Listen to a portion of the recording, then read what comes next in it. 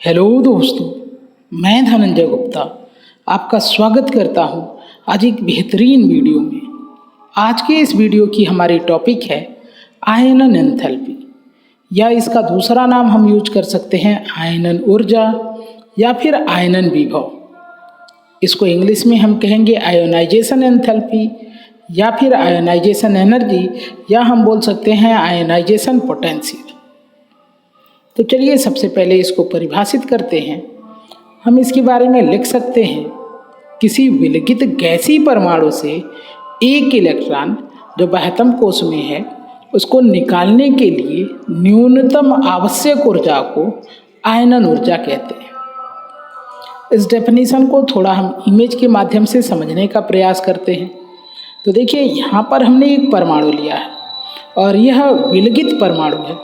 दोस्तों, विलगित परमाणु में कि यह परमाणु अकेला है, इसके आसपास अन्य परमाणु उपस्थित नहीं हैं, जिसको इंग्लिश में आप बोल सकते हैं हमने आइसोलेटेड एटम को लिया है। अब क्वेश्चन ये है कि हमने विलगित परमाणु क्यों लिया है, क्योंकि यदि यह परमाणु अगल बगल दूसरे परमाणुओं से घिरा होता तो इलेक्ट्रॉन को निकालने की क्रिया पर दूसरे परमाणुओं का भी प्रभाव होता और इस कंडीशन में हमको सही आयनन ऊर्जा प्राप्त नहीं होती। इसलिए हमने एक अकेले परमाणु को लिया है। ये कुछ ऐसा ही आप समझ सकते हैं, जैसे कई लड़के एक साथ हों तो उसमें जो शरीफ बच्चा है वो भी थोड़ी बदमाशी कर सकता है। कौन कितना बदमाश लड़का है इसको समझने के लिए हम अकेले अकेले अगर बात करें तो हमको सही पता चलता है कि कौन कितना बदमाश हो सकता है।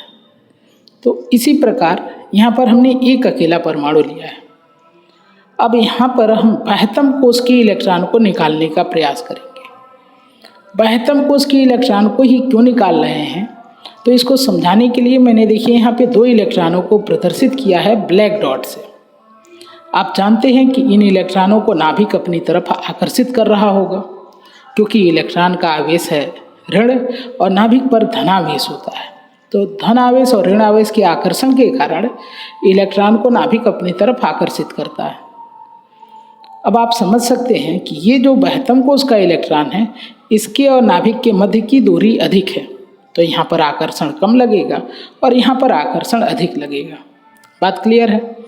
आगे हम समझते हैं। देखिए, अब हमको इस इलेक्ट्रॉन को यदि निकालना हो, चलो मान लेते हैं चाहे इसको निकालें चाहे इसको निकाल लें, तो हमको क्या करना पड़ेगा कि परमाणु को ऊर्जा देनी पड़ेगी। तो देखिए, यहाँ पर हम परमाणु को ऊर्जा देना स्टार्ट किए हैं, ऊर्जा दे रहे हैं और इस ऊर्जा को इलेक्ट्रॉन अवशोषित करते हैं।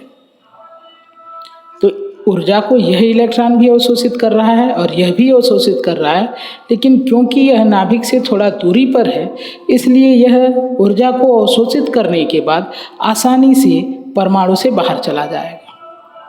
परमाणु से बाहर जाने का अर्थ है कि अब यह इलेक्ट्रॉन ऊर्जा ग्रहण करके इतनी दूर जा चुका है कि नाभिक का इस पे आकर्षण लगभग शून्य हो चुका है, या आप कहें एग्जैक्टली शून्य हो चुका है।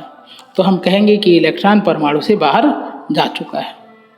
अब बात करें हम कि यही इलेक्ट्रॉन क्यों हमने देखा यहाँ पर, क्योंकि थोड़ी और ऊर्जा देने के बाद ये इलेक्ट्रॉन निकलता, तो हम जो सबसे पहले इलेक्ट्रॉन निकलता है उसी के हिसाब से आयनन ऊर्जा को परिभाषित करते हैं।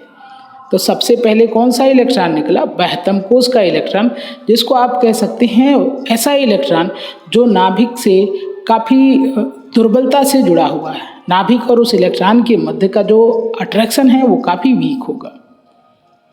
तो उम्मीद है कि आप इस डेफिनेशन को समझ चुके होंगे कि हमने लिया एक विलगित परमाणु। और दोस्तों, ध्यान रखें कि जो आइसोलेटेड एटम होता है यानी विलगित परमाणु, वो हमेशा गैसीय अवस्था में ही होता है। तो इसलिए यहाँ पर गैसीय शब्द का यूज हमने कर दिया। परमाणु लिया, परमाणु से एक इलेक्ट्रॉन निकालने की कोशिश की, तो ये इलेक्ट्रॉन कौन सा निकला? बाह्यतम कोश का इलेक्ट्रॉन। और यह निकालने के लिए हमको ऊर्जा देनी पड़ी।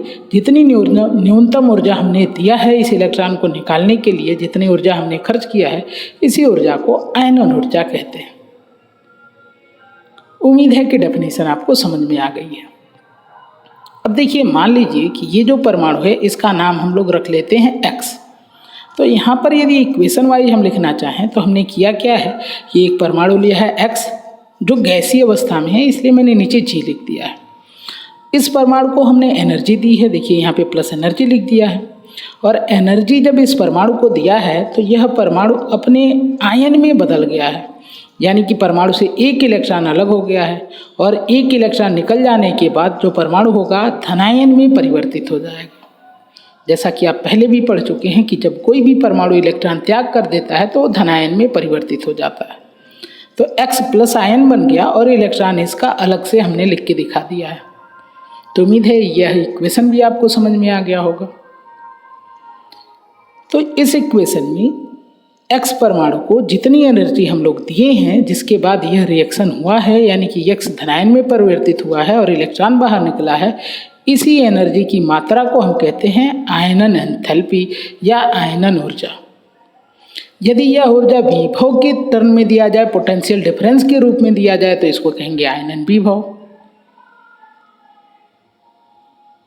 आयनन ऊर्जा का मात्रक इलेक्ट्रॉन वोल्ट प्रति परमाणु यानी EV पर एटम अथवा किलो जूल प्रति मोल होता है। तो आयनन ऊर्जा के लिए हम दो मात्रकों का यूज कर सकते हैं। और ध्यान रखें कि आयनन एंथैल्पी को या आयनन ऊर्जा को हम डेल्टा IH से प्रदर्शित करते हैं। यहाँ पे डेल्टा मीन्स परिवर्तन, I means enthalpy I means ionisation और H मीन्स एंथैल्पी। आगे आप पढ़ेंगे तो आपको बताया जाएगा कि एंथैल्पी के लिए सिंबल हम लोग H लिखते हैं और एंथैल्पी चेंज के लिए डेल्टा H लिखते हैं। I बीच में इसलिए लगा दिया गया क्योंकि हम बात कर रहे हैं आयनाइजेशन की। उम्मीद है कि ये सिंबल भी आपको समझ में आ गया है। तो चलिए हेडिंग लगाते हैं, सक्सेसिव आयनाइजेशन एंथैल्पी। हिंदी में हम कहेंगे उत्तरोत्तर आयनन एंथैल्पी। किसी उदासीन गैसीय परमाणु से एक इलेक्ट्रॉन निकालने के लिए आवश्यक ऊर्जा को प्रथम आयनन ऊर्जा या प्रथम आयनन एंथैल्पी कहते हैं और इसे डेल्टा IH और फिर नीचे लिख देंगे 1 से प्रदर्शित करते हैं। बात को थोड़ा समझते हैं। तो जैसे मान लीजिए हमने परमाणु लिया है X जो कि गैसीय अवस्था में है। गैसीय अवस्था में क्यों ले रहे हैं? क्योंकि आइसोलेटेड एटम है और हमने इसको एनर्जी दिया। इस ऊर्जा से इसका पहला इलेक्ट्रॉन जो सबसे बाह्यतम कोश में था वो बाहर निकला है। इलेक्ट्रॉन के निकल जाने के बाद X जो है वो X+ में कन्वर्ट हो गया है। अब इस रिएक्शन को होने के लिए या इस रिएक्शन को कराने के लिए जितनी ऊर्जा हम लोग यहाँ पे लगा रहे हैं या जितनी ऊर्जा दे रहे हैं, इस ऊर्जा को हम कहेंगे प्रथम आयनन एंथैल्पी। अब क्वेश्चन ये है कि प्रथम आयनन एंथैल्पी क्यों कहेंगे? क्योंकि परमाणु के पहले इलेक्ट्रॉन को हमने निकाला है, इसलिए यहाँ पर नाम दे दिया हम लोगों ने प्रथम आयनन एंथैल्पी और सिंबल बना दिया delta I means ionisation, H means enthalpy और 1 मीन्स प्रथम आयनन। तो फर्स्ट आयनाइजेशन पोटेंशियल इसको इंग्लिश में हम बोल सकते हैं, फर्स्ट आयनाइजेशन एंथैल्पी भी बोल सकते हैं। अब मान लो हम क्या करते हैं कि दोबारा इस X+ को लेते हैं। तो देखो X+ गैसीय अवस्था में लिया और फिर से हम इसको एनर्जी देना स्टार्ट करते हैं। अब फिर से एनर्जी देंगे तो हो सकता है कि दूसरा कोई इलेक्ट्रॉन बाहर निकल जाए।